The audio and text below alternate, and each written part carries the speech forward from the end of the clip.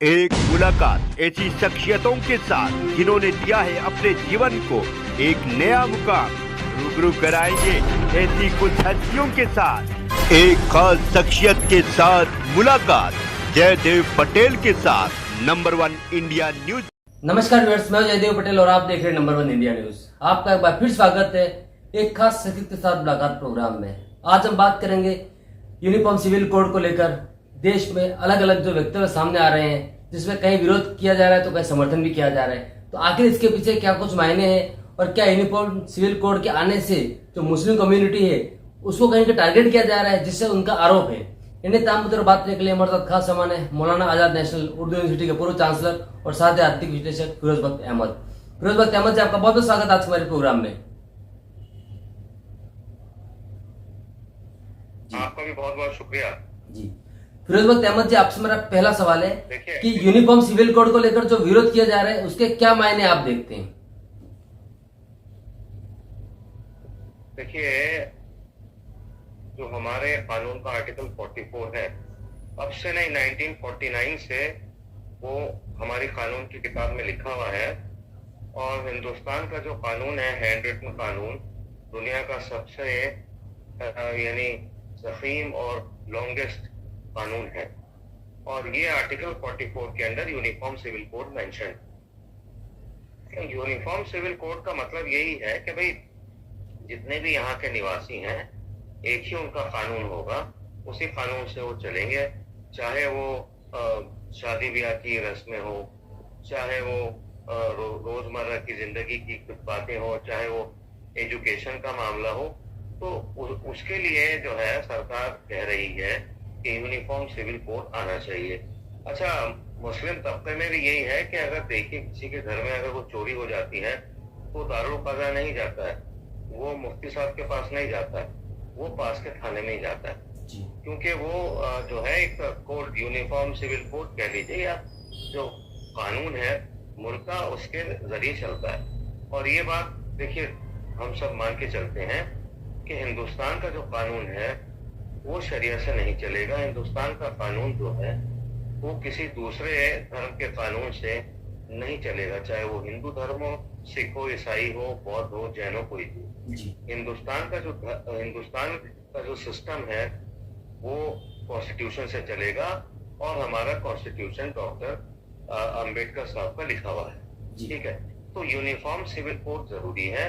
और प्रधानमंत्री ने तो ये बात साफ तरीके से कह दी है कि जो यूनिफॉर्म सिविल कोड आएगा वो सेक्युलर होगा और वो कम्युनल नहीं होगा। बिल्कुल सही बात। दूसरी बात मेरे समझ में नहीं आती, ये जो all India Muslim Personal Law board है, ये जो मुसलमानों का ठेकेदार, मकानदार, दुकानदार बनता है, ठीक है, ये क्यों, मतलब जब भी यूनिफॉर्म सिविल कोड की बात आती है, they are the first ones to shoot out the law. मतलब मैं ये कहना चाहता हूँ कि मुसलमान इनकी गुलामी नहीं करता।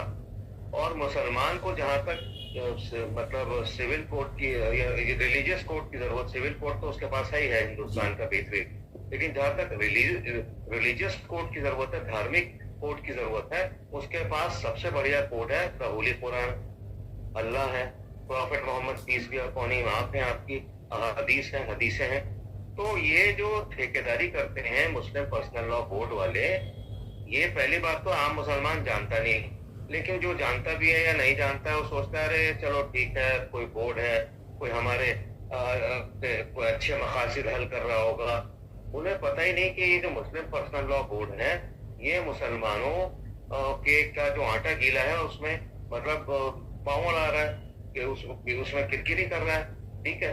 तो मेरा ख्याल ये कि अच्छा, दूसरी बात ये जो यूनिफॉर्म सिविल कोड है, ये जो जब भी बनेगा, थोड़ा सा लंबा जवाब दे रहा हूँ मैंने, जरूरी है बात सुननी सारे दर्शकों के लिए, सुनने वालों के लिए, कि ये बात पहले से कह दी गई है कानून के अंदर और यूनिफॉर्म सिविल कोड या इंडियन लॉ कमीशन ने, कि इसके अंदर सारे धर्मों के सारे अच्छे पॉइंट आएंगे और कोई भी धर्म जो है उसके जो इम्पोर्टेंट जो टेनेट्स हैं उन पे कोई आंच नहीं आएगी। खासतौर से इस्लाम के किसी भी टेनेट पे आंच नहीं आएगी।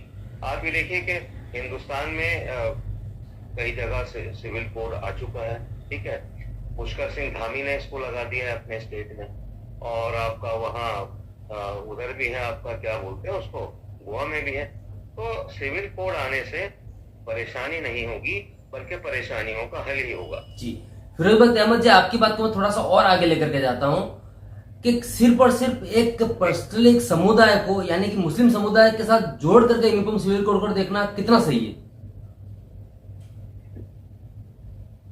देखिए, ऐसा है कि हमारा जो मुस्लिम समाज है ना, अल्लाह का बड़ा शुक्र है कि वो इस बात का तहे दिल से खुदा का हर वक्त 5 नमाजों में, हर सजदे में और दुआओं में अल्लाह का शुक्रिया अदा करता है कि वो हिंदुस्तान में पैदा हुआ। वो किसी ऐसे मुल्क में पैदा नहीं हुआ जैसा कि आप समझ लीजिए सीरिया है, ठीक है, ईरान है आपका, या फिर अफगानिस्तान है, पाकिस्तान है, या और कोई मुस्लिम मुल्क है। तो वहाँ उसको आज़ादी नहीं है। हिंदुस्तान के अंदर मुसलमान को मजहबी आज़ादी भी है और उसको कानूनी आज़ादी भी है, सब तरह की आज़ादी है, ठीक है। ये तो कुछ जो मुसलमानों के सो कॉल्ड लीडर्स हैं और जो उनके तथाकथित नेता हैं और सियासी अपने आप को सेकुलर कहने वाली जो गैर मुस्लिम सियासी मारते हैं, वो कहती हैं हम मुसलमानों के खैर ख्वाह हैं, ये उनको बहलाती फुसलाती भटकाती फड़काती रहती है। यही वजह है कि ये लोग असल में यूसीसी को मुसलमानों से जोड़ देते हैं। देखो, मुसलमानों का जो है अल्लाह है, अल्लाह मुसलमान जहां भी रहेगा अल्लाह उसकी हिफाजत करेगा। और हिंदुस्तान में अल्लाह का शुक्र है, अल्लाह ने हमारे जो वजीर आजम है नरेंद्र मोदी जी को, उनको इस बात का, ये मैं समझता हूँ जिम्मेदार बनाया है कि यहाँ पर मुस्लिम तबका आराम से रहे, चाहे उसके सोशल कमिटमेंट्स हो या रिलीजियस कमिटमेंट्स हो, आराम से निभाता है। जी Firoz Ahmad ji, All India Muslim Personal Law Board जो है वो कहीं के यूनिफॉर्म सिविल कोड का विरोध कर रहा है और उसका कहना है कि ये अस्वीकार्य है और आपत्तिजनक है, इसको स्वीकार नहीं किया जा सकता है। हाँ, मेरे ख्याल से आपका सवाल पूरा आ गया, मैं अब जवाब देता हूँ। जी देखिए, न सिर्फ all India Muslim personal board बल्कि कुछ मुसलमानों के तथाकथित नेता भी हैं, जिसमें ओवैसी साहब हैं, ओवैसी बरादरान हैं, और भी कई लोग हैं, तौकीर रजा साहब हैं। ये जब भी कोई इस तरह की बात आती है, यूनिफॉर्म सिविल कोड की बात आती है या 370 की बात आती है या ट्रिपल तलाक की बात आती है, तो these people shoot off the block and they are the first to run. यानी अब मैं मिसाल के तौर पर अगर यूनिफॉर्म सिविल कोड की बात करता हूँ तो उसमें तो और भी मज़ाहिब है। अरे भाई, माइनॉरिटी सिर्फ मुसलमान थोड़ी है, सिख भी हैं, उसमें जैन भाई भी हैं, उसमें बौद्ध हजरत भी हैं, उसमें और भी कई मज़ाहिब के लोग हैं, ठीक है, पारसी भी हैं। वो लोग तो कोई इस तरह की, अरे पहले आने तो दो बिल, आने के बाद ही फिर आप इस तरह की बातें कर लो, ठीक है, ये गलत है। और अगर आपको बहुत ज्यादा परेशानी है, एक हिंदुस्तान का यहाँ अदालतें हैं, आप हाई कोर्ट जाइए, सुप्रीम कोर्ट जाइए, वहां जाकर के इसको लड़िए। जैसे आप लड़े थे राम मंदिर के केस में लड़े थे आप मतलब और भी केसेस में आप लड़े थे, ठीक है, वहां वो सही है जो है प्लेटफॉर्म है इसका।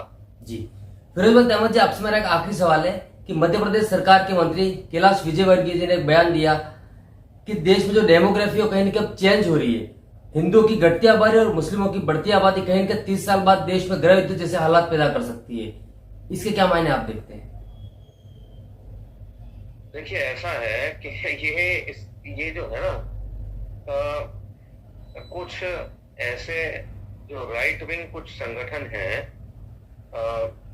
आप भी जानते हैं, मैं भी जानता हूँ, पूरी दुनिया जानती है, उन्होंने इस तरह का एक प्रोपेगेंडा खड़ा कर रखा है कि आज से 15, 20, 25, 30, 50 साल बाद मुसलमानों की जो है आबादी बढ़ जाएगी और ये यहाँ हिंदुओं का नामो निशान नहीं रहेगा, और जो मर्यादा पुरुषोत्तम राम का मंदिर बना है उसको भी हम तोड़ के उसको मस्जिद में तब्दील कर ले। इस तरह की बातें मैं समझता हूँ उनमें कोई दम नहीं है।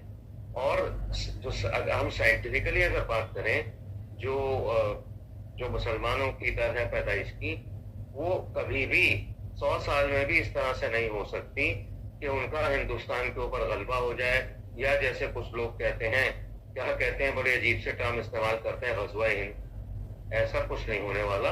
हिंदुस्तान को मौलाना अबुल कलाम आजाद ने ये कहा था, this is a land of peace, ठीक है, यानी इसको बोला था दारुल अमन। तो ये दारुल अमन है, हमेशा से है, मौलाना आजाद साहब के कहने से पहले से भी है, आज भी है और आगे भी रहेगा। तो जो लोग चाहे किसी भी तरफ के हो, चाहे वो मुसलमानों में से हो, हिंदुओं में से हो, ईसाइयों में से हो, कहीं से भी हो, जो लोग ये कहते हैं कि ठीक है कुछ स्टेट्स में ज्यादा है आबादी, आसाम में है, ठीक है, सही है, 30-35% है, लेकिन ये कहना कि मुसलमानों की आबादी इतनी हो जाएगी कि एक दिन मुसलमान सब जगह फैल जाएगा और हिंदुओं का, उनकी तहजीब का, उनकी तमाम सकाफत का, कल्चर का, मंदिरों का कोई पता नहीं मिलेगा, ऐसा कुछ नहीं है, बेवकूफी की बातें हैं।